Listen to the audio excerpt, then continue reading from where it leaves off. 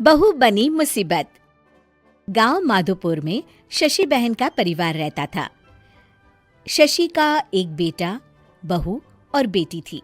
पति और बेटा किसान थे जो सुबह खेत में जाते और सारा दिन मेहनत के बाद शाम को घर लौटते। शीला भी घर में रहकर सिलाई का काम करती। शीला की बेटी भी बड़ी समझदार थी। वो घर के काम में माँ का हाथ बटाती। लेकिन बहू का हाल निराला था। वो काम कम और मिन मेख ज्यादा निकालती, जिससे शशि और उसकी बेटी काफी परेशान रहते। एक दिन, माँ ये क्या है? ओहो, जितना बोलो लेकिन आप लोगों को तो कुछ समझ में ही नहीं आता। भाभी क्या हुआ? और माँ अभी सिलाई कर रही हैं, उन्हें बार बार मत उठाइए। मुझे बताइए हुआ क्या है? ये देखो सोनम, दूध उबल रहा है और बस गिरने ही वाला है। वो तो शुक्र है कि मैं आ गई, वरना तो बह जाता सारा। अरे पर मैं तो अभी देख कर गई थी और गैस भी धीमी थी। हमेशा दूध सामने खड़े होकर ही उबाल दिलवानी चाहिए, ठीक है ना? सोनम को मेघा की बात पर गुस्सा आ जाता है, लेकिन क्लेश ना हो ये सोचकर वो चुपचाप वहां से चली जाती है और सोचती है कि वो कैसे मेघा को सबक सिखाए। एक दिन मेघा ने कहा, सोनम, अरे ओ सोनम, कहाँ हो? ऐसा कैसे कर सकती हो तुम? क्या हुआ भाभी? जब देखो परेशान सी घूमती हो। खुश रहा करो भाभी, इससे ना स्किन ग्लो करती है। सोनम, फेस तो मेरा वैसे भी ग्लो करता है, देखो, और कितनी गुणी भी हूं मैं। तुम्हें तो शादी करके दूसरे घर जाना है। देखो जरा, देखो अपने कमरे का हाल देखो, सारा संतरे का छिलका जमीन पर फैला है। अरे ससुराल में ऐसे ही रहोगी क्या? भाभी करना ही क्या है, वहीं पड़े पड़े सूख जाएंगे, फिर पीस कर पैक बना लेंगे। आप भी ना भाभी, चिल करो। मेघा गुस्से से वहां से निकल जाती है।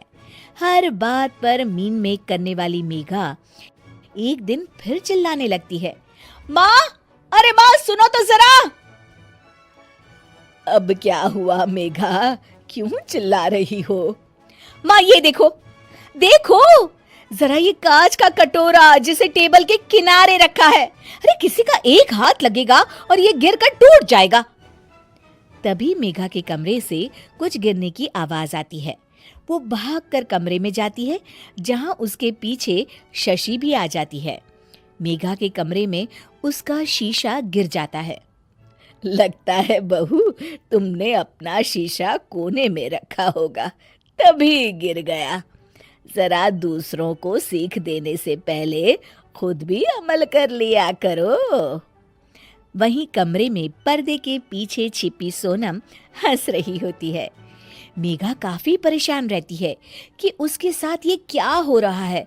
वो सोचती है कि कैसे वो अपनी सास और ननद के सामने खुद को होशियार साबित करे।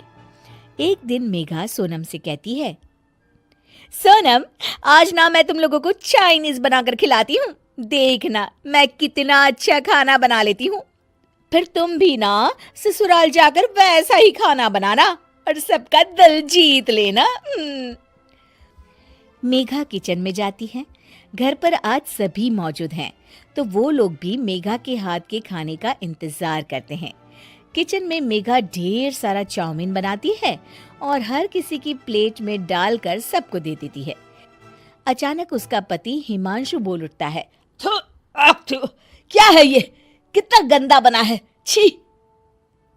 मेघा की शक्ल रोनी सी हो जाती है कि तभी सोनम बोल पड़ती है, ओहो भाभी, ये क्या बनाया है?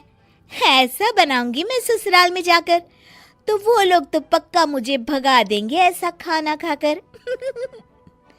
पूरा घर हंसने लगता है। तभी मेघा की सास कहती है, कोई बात नहीं बहू, कभी कभी ऐसा हो जाता है, पर हाँ, दूसरों को सीख देने से पहले खुद का सही होना सबसे ज्यादा जरूरी होता है।